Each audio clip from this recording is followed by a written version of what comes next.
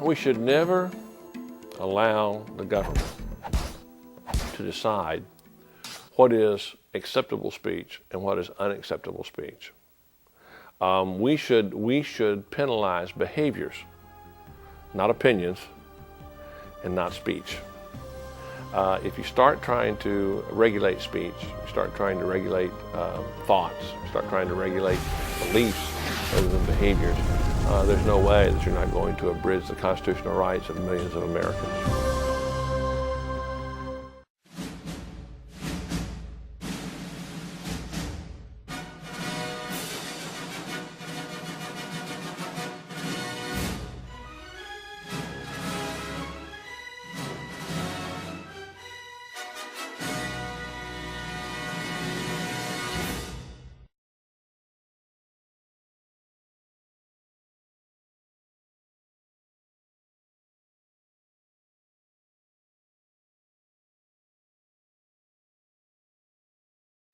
If anybody watched or listened to Glen Beck today, he was bringing up something that kind of was an eye-opener to me. I've known about past science fiction stories have had so much relevance to overcrowding and overpopulation in the world.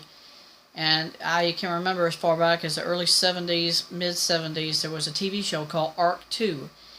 And it was about a group of scientists who developed basically... It looks similar to the machine they used in Damnation Alley. You know, it had a set of wheels on the front and back, and it basically, they claim it was like a laboratory, you know, and they were supposed to use science and technology to help improve these small villages of humans that were surviving all over the continental United States, what was left of them. And the reason I say that is because there were so few of the human population left. They all had to live in tight communities to survive with whatever food or supplies they had. And this is what Glen Beck said today.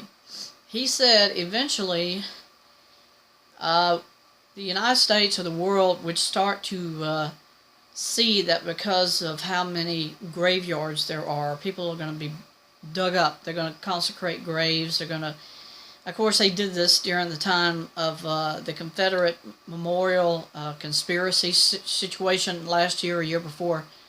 And they said they took generals from the Confederate Army who had graves in Confederate cemeteries. They dug them up, and nobody ever knows what happened to them. We're assuming they just took the bones and then they just threw it in the trash, or they threw it someplace, but they desecrated those remains, and still to this day nobody knows what happened to them. Well, Glen Beck is saying we're going to the next level. Under communism and socialism, they are going to start digging up all the graves around the world, and though they aren't saying what's going to happen to the remains, I assume they're going to cremate all the bodies to make room for other cemeteries or other people who are going to be buried in the future, because they're so the land is disappearing. But Glen Beck said this is a type of cleansing that happens in totalitarianism countries. They demoralize and devalue the human being, as far as even taking the remains, digging them up, and discarding them like they weren't valuable or they didn't mean nothing. And I believe it. I think with socialism, it's progressively going faster and faster every month. And he said in one of his videos about not even a month ago that under socialism, which is going progressively faster and faster,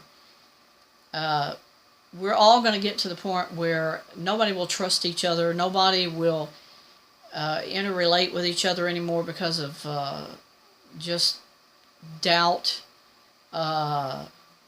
fear, paranoia, and all of that's under the communist, socialist rhetoric. He did not mention, which I was surprised about this, he did not mention the fact that Barack Obama, as well as Hillary Clinton themselves, studied while they were in college Saul Alinsky's book, Rule for Radicals. And this is a definitive socialist book, a novel that shows that human beings are to the level where nobody cares about anybody else except themselves, and that the world itself is deteriorating beyond just it being indifference to each other. It's like they're going to hate each other, they're going to try to kill each other, and that's what being a radical is, killing each other. An example of that is Islam. Islam teaches that there is only one way to survive, and that's to kill all who do not believe and do not accept Islam. And that's why they call all the world, especially Americans, we're called infidels. Infidels are basically what Rules for Radical describes as those who aren't valuable, or they don't deserve to be alive because you're not a part of what's called the survival of the fittest. That's evolution right there. Those who are able to survive will survive. The rest are just basically discarded. That's supposed to be what Darwinism is about. And we are to that point in America where we don't value people's importance except certain groups. Women, Latinos, blacks, homosexuals. They're just singling out certain ones that they believe have a priority or an advantage over a white person for existing, for surviving. And that's what radicalism is. Destroy all who are not conforming to whatever the global government system is saying we'll accept or we will live by in this country. And Obama, for 8 years, did just that. He would tell you, this is the way it's going to be, and there's no other question to be asked about it. It's my way or the highway. You can't do it without the government. These are actual quotes from Barack Obama. That, you didn't do that. Somebody else made that happen. In other words, he devalued America by saying everything that's ever been done in America throughout all of history. He was devaluing us as present American citizens, saying, you didn't do what other people have done. In other words, they did so much better than you've done, and that this is the way they demoralize our culture by saying, we'll never be that good again. We'll never be able to produce the kinds of stuff that as Americans we made not even 100 years ago. That's what Obama kept pushing, to devalue and to demoralize America. And that's why you have these pits of inhumanity in America called sanctuary cities. Places where he lets people who are degenerate and are destructive go and have their own little corner nooks where they can live and then propagate their whole philosophy of hatred. And then in the process of doing it, then it just kind of like trickles out into our culture. And it is now essentially what is controlling people's actions, those who are committing acts of hate and violence in the United States.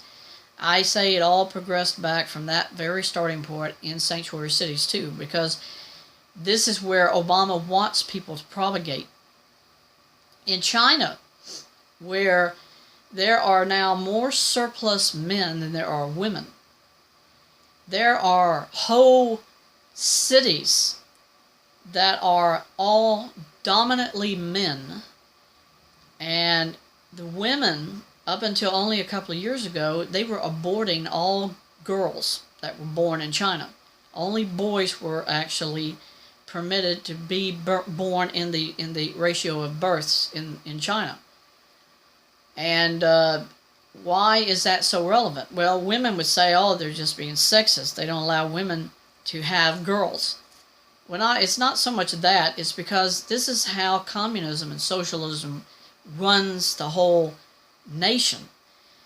You have a dominant, superior race of individuals. Mostly men are more physically dominant over women. Everybody knows that.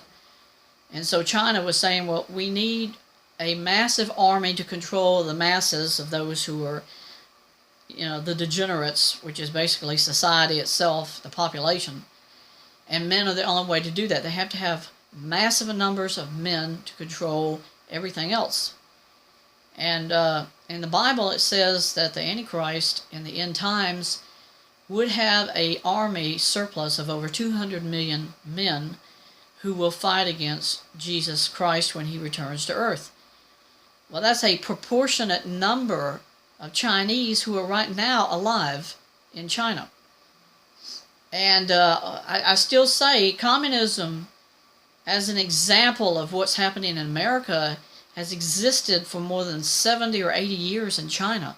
All you got to do is look at China as an example of what Obama started in 2008 in this country, and then you can see he may not have the proportion of saying we're going to create that number of men to create an army, because Obama already has his army. It's the Islamic jihad that was started in this country, which is what perverted itself into what Obama tried to claim was just radical Islam when the terrorists attacked the World Trade Center. But it's not. This is just a catheter. It's a catalyst, really. It started the whole philosophy of Islam within the United States, that all who do not accept Islam are going to be attacked. And that's just everybody except the Muslims themselves. They do not assimilate themselves into society. I've done a video about a place right at the Canadian border called Islamburg. It's a community who totally denies that they're a part of the United States. They do not show any flags on their homes to denote this is America. They totally ignore those who come in from the outside, who try to kind of interact with them. They're totally snobby, stuck up. They don't interact with anybody. They don't talk to anybody. Mostly probably people will say, well, it's because they don't know English. Well, that's true. They don't know English either, but they do not, they feel Americans are inferior to them because Americans do not believe in Islam. We don't believe in Allah. And so all of these things that Obama started is still progressively getting worse every day. The Democratic Party is it. They are the swamp that Obama started and said, we're not going to give this up just because I have to leave office. And he's done that ever since. And what does he do? He attacks every day Donald Trump, the man we voted for as American citizens. He just keeps constantly having his legions to attack Trump. And now you got Glen Beck trying to show people what is the next step in this under communism, under socialism. The destruction, the devalue of the human itself as being lower than animals. We should bury nobody at all. When the loved one that you love dies, the government's going to say, flush them, cremate them, do whatever you have to, but you're not going to bury them anymore. That's what Glen Beck's already said. And when I heard this fact come over the radio this morning, I immediately thought of Soylent Green, the movie. Soylent Green was a story of the entire world being overpopulated and just to the level where human beings didn't mean anything. Nobody worked in this science fiction fantasy world. People all lived basically on the streets. They had old junk heap cars they were using as homes. They would have to save whatever water they could get in these tight things where it would pump in. It's sort of like being inside a hamster cage. It pumps the water in, you get so much, and that's it. And that's exactly what people were living under in Soylent Green. And it was to the level when people died, and you had an actual age limit before you had to be exterminated, and that was usually before you reached probably 80 years old or 70, you had to be, it was self-suicide is what it was.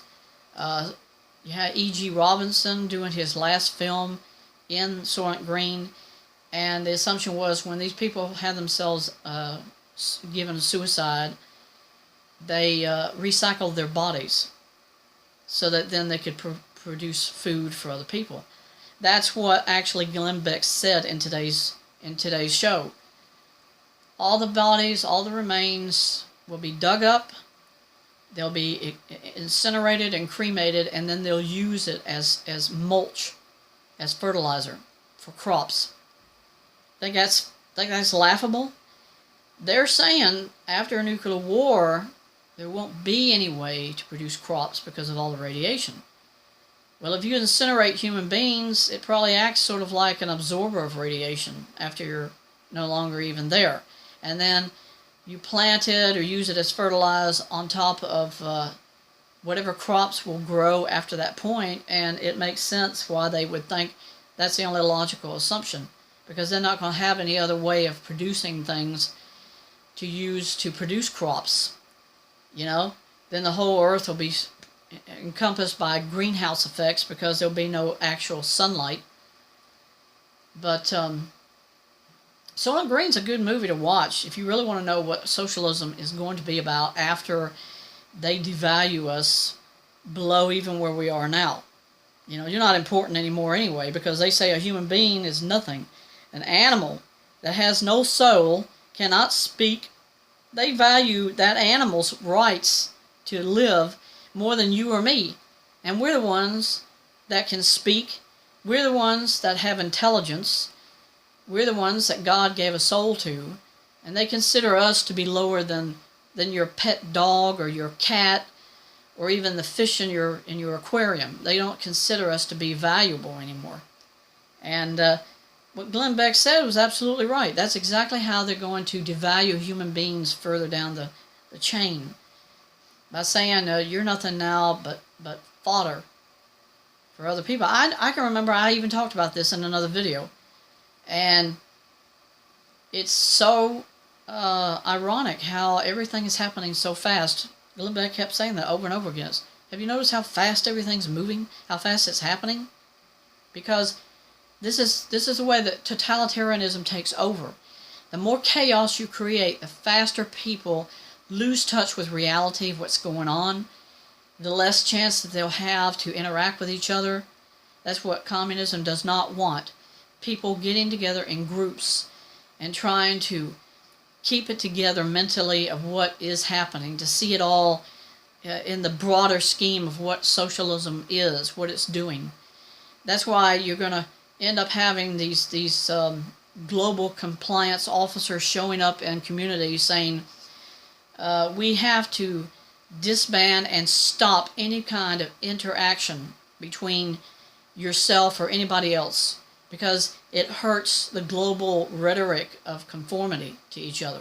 That we all are unified together, but we cannot have individual ideas swirling around in small groups where everybody still thinks for themselves instead of that the government itself is going to think for you, because that's what all those psychologists and psychiatrists that Obama hired that first year of his presidency was about. Mind manipulation, mind control, and now they've learned enough about it that everything now is transmitted straight through your high-definition television, and that's the next step of their mind manipulation control, is to say, stop any kind of defiant attitudes by reaching out to other people around you in communication. Because the more they keep everybody isolated and without that interaction, the faster they can then control everybody. I saw that in 1984's George Orwell's film, where socialism, communism had taken over the world, and what they were doing was they were using television to inform individuals, but that as groups they were forbidden from reaching out or to interact or contact each other. Think it's impossible? Just 5 years ago, who would have thought what's been happening in this country would have happened? Nobody would have thought that. And now it is happening. So the government itself has one advantage over any other time in history. They have surveillance. They have computers that can do all of it so much faster than a human can think of it. And that's why everything on YouTube is controlled by artificial intelligence. That is a machine that can outthink a human being. It has like an engram. It's got human engrams, and it can just kind of like pick out words you say, just like the National Security Administration. That's what they do on your cell phone every day. It's listening for key words, And once it does, and it finds that key word, then it kind of calibrates your name, and it puts it on a list of people who are saying possible subversives who might be considering something. Not that it's happened or it will, but that you said the word, so therefore they think you're dangerous. And I mean, it's playing out practically scene by scene from George Orwell's movie. You don't think they know what scares you? What are your mental fears? They got a dossier probably on everybody in this world now. With computers, they can do that. There's only one area of the world they probably don't have control, and that's countries like in the Middle East where they don't have computers. They don't use the kinds of technology they do in civilized nations like London, Sydney, Australia, all over the United States. It's here everywhere in the United States. In Canada, Ottawa, Ontario, Vancouver, Quebec, Mexico City. All of these nations are civilized enough that the United States has been helping them all this time. There are only some small fragments of the entire global concentration of peoples. They do not have that kind of control. And that's what probably Obama is working on. That's why he encouraged about Latinos coming to America. That's why he encouraged about Islam being accepted. Because the more people they can assimilate into this computer system, the faster it all happens. Then they have manipulation and control of everybody. I had a video that I posted, and I tell you, it probably hasn't been more than 5 years ago. I called it Gal 666. It was a global kiosk system that was interlinked all over the world. And it has the presumption that it's a marking station. Every person had to go to this marking station. It's a requirement. And you had to have either your arm or your hand or your forehead barcoded, scanned in with this barcode, so that then it would identify you as a global citizen. And those who did not take the mark, they were being hunted down and given the choice, take the mark or die. Yeah, it's all based on the Bible. That's the reason of why I did it. Christians are being hunted down. Either they're shot on sight or they're taken to what's called, in my video, it was called reorientation. It's reconditioning. And they had only one choice. Deny Christ and take the mark or die. And that's it. There was only one choice. Die or take the mark. Well, I mean, it's two choices, but I'm saying you either had to accept socialism and what they said, or did not, and then die because you wouldn't worship Obama. You would not take his mark. You would not accept communism or the New World Order. That's what it was all about. And I still contend that's exactly what's on the horizon. That's what socialism is going to do next. It's going to be involuntary only after first they do a voluntary requirement. Or involuntary, then voluntary. It'll be forced on you, is what I'm trying to say. And I tell you, there's so many pervert potheads who are just totally wasted on marijuana right now. They would jump in line to have their souls sold to Satan, because they don't care what happens to themselves. They'll take a mark, they'll have themselves branded with Obama's name, anything and everything. If he says it, they're already totally wasted. They do it in a heartbeat for him. And socialism is that. Socialism is, we destroy your individuality, we destroy you as an individual. And then after we've done that, the next step is we eradicate anything that holds you back from your total submission to the Antichrist, to what he tells you to do. That means attacking your family, attacking your way of life, attacking everything and anything that makes you who you are. And then Obama says, that's it. You got the choice. Decide it right now. There's no other choice. I tell you, I am not ever taking his mark. I am never kissing his butt. I am never bowing to him, because I know what the Bible says about the Antichrist, and it says he will have such charisma over the world. that people will bow, they will worship him, and people are doing that right now to Barack Obama. He ain't president, but that doesn't mean that what he plans for this country and for the world isn't still on his desk, that he has a set of stipulations that he started in 2008 when he was president. When he left, he told all his legions, this is the next step on my list. And then once it's all completed and totally in fruition, I'm going to come back, I'm going to stand before the United Nations and say, I am now your hope, I am now your Messiah, I am now your Mahdi. People forget that. Only 2 years ago in March 2017, the Islamic Brotherhood made the following statement that in the next few weeks, sometime in April 2017, they would announce who the 12th Mahdi was, because they said he had already been identified. And then all of a sudden, that's it. You never heard nothing more about it. And I think it's because Barack Obama told the Islamic Brotherhood, he told all of these organizations that make up the Taliban, Hezbollah, ISIS, he told all of them, it's not time yet. You can't tell people who I am until I'm ready to tell the world. And it's going to be Obama himself telling you them. That's who's going to tell you all this stuff. It ain't going to be the Brotherhood of Islam or any of these other groups. It's going to be him. He's going to tell the world. And that's why after they made the announcement, they totally dropped it. The media never talked about it again. Nobody said nothing.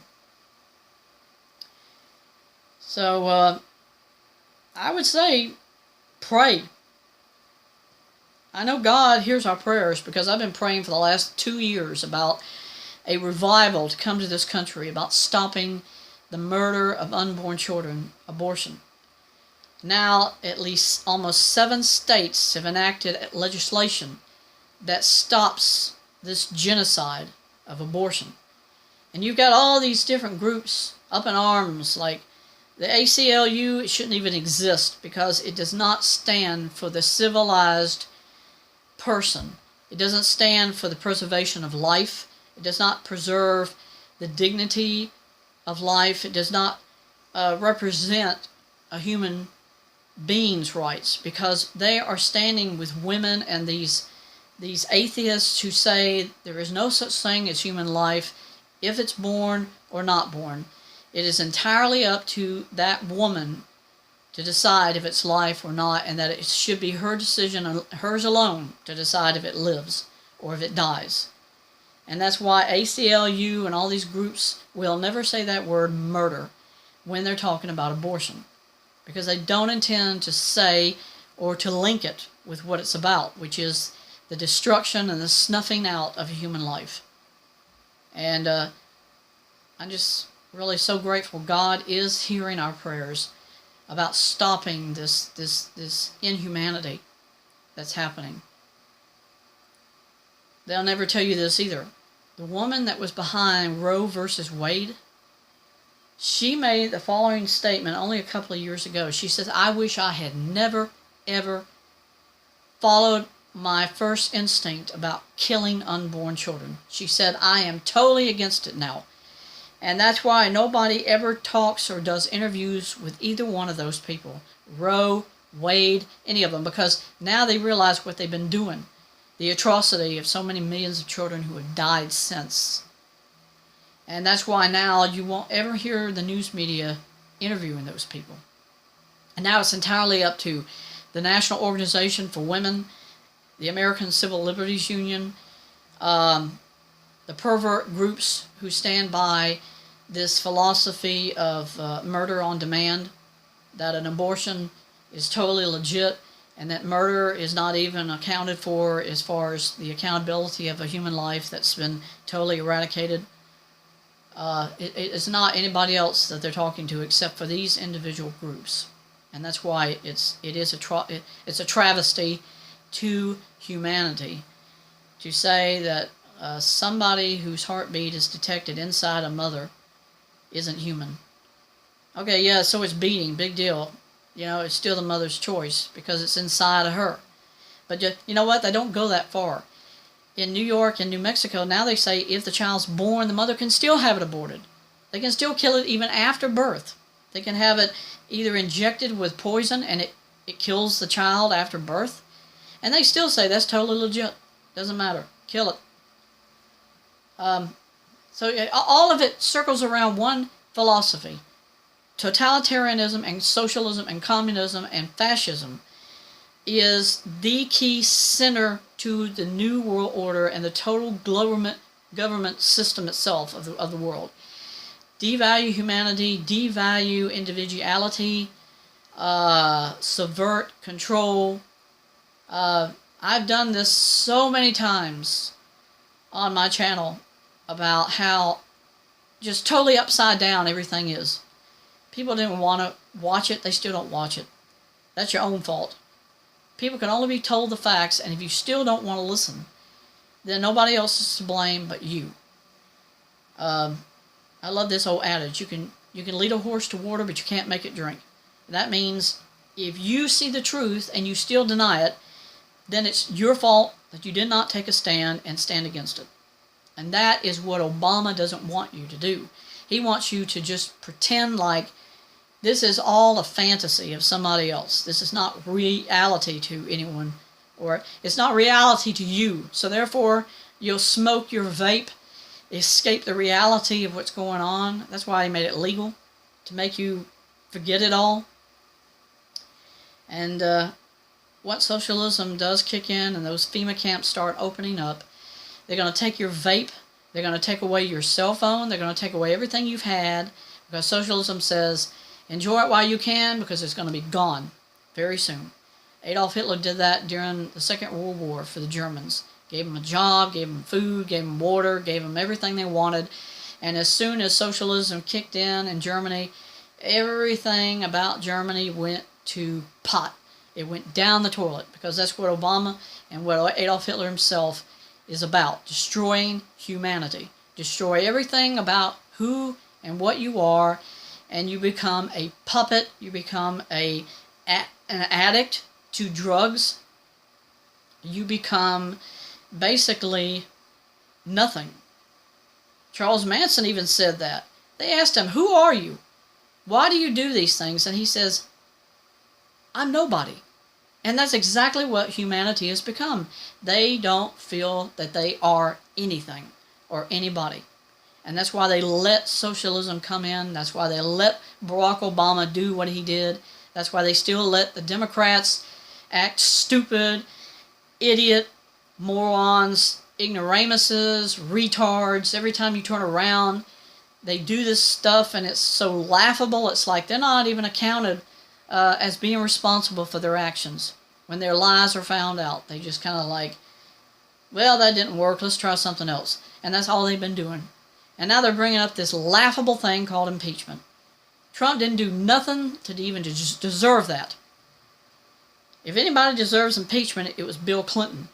When they found out he and Monica Lewinsky were having that sexual affair, Hillary Clinton kind of stood up and said, I'm going to denounce all these women who have made accusations against my husband. And when they did finally give him the legality of his crime and what his sentence was, this is what they said to Bill Clinton. You cannot do any kind of job in a legal capacity. As soon as he left office, he went right back to being a lawyer. Even though by what the impeachment proceedings stated, he could never do anything in a legal capacity again. And he did. He went right back to doing it the same day, practically. You got all these trillions and trillions of dollars going into the Clinton Foundation. Then you find out she's giving money to the Iranians. She's giving money to buy out all of our uranium stockpiles. And what'd she do with that? She sold it to Russia. She said, I didn't know that. I didn't know I was doing that. Yeah. All of it has an end to a means, folks, and it's towards socialism and communism. Boom. That's it in a nutshell, folks. Socialism is fascism. Fascism is totalitarianism. And what is totalitarianism? Barack Hussein Obama. That's what Obama is. He was a dictator. He still is a dictator. What he does in the next 5 or even 10 years is going to be in the capacity as a global dictator of the world. If you want new facts, you want to know all of it, go to the Bible and read Revelation. It's right there in front of you. Thank you.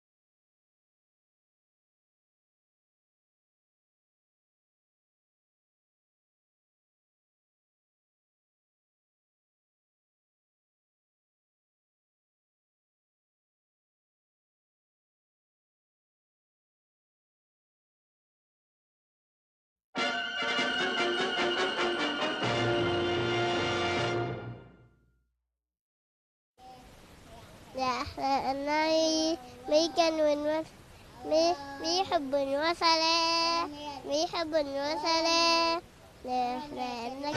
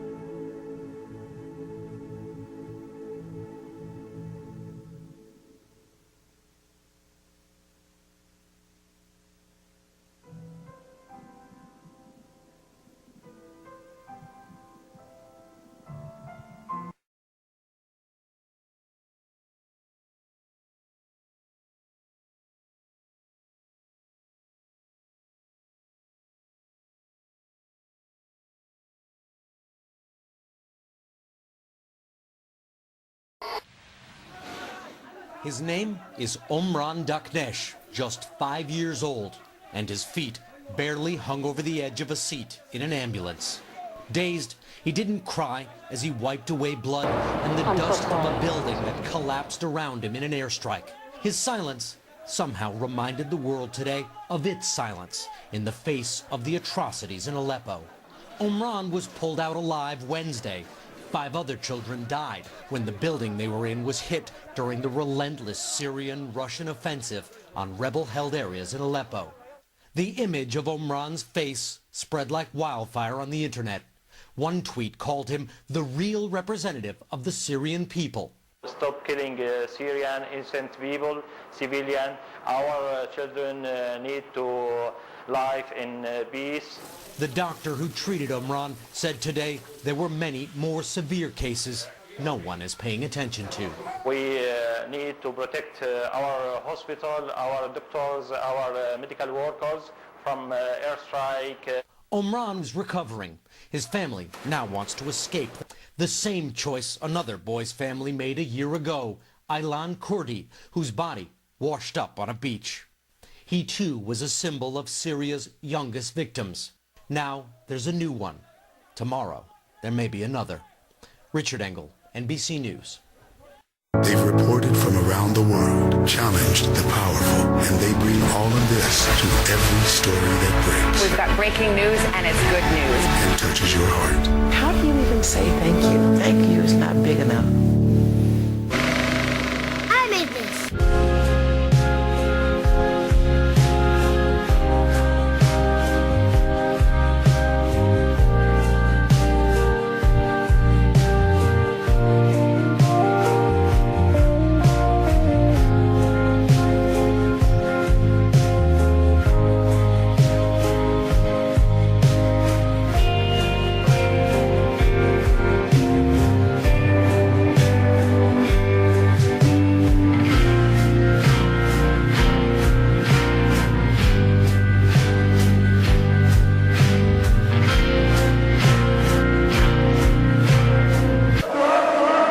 The images shocked the world.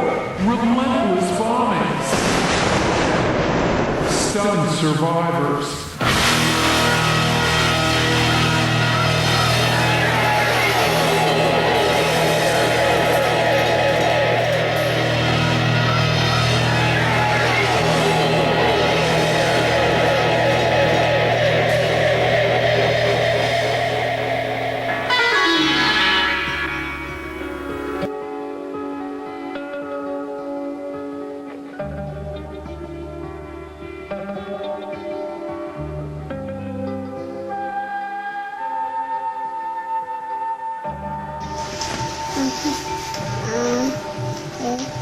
Hai malah saya yang berubah hai ambil cuti selesai.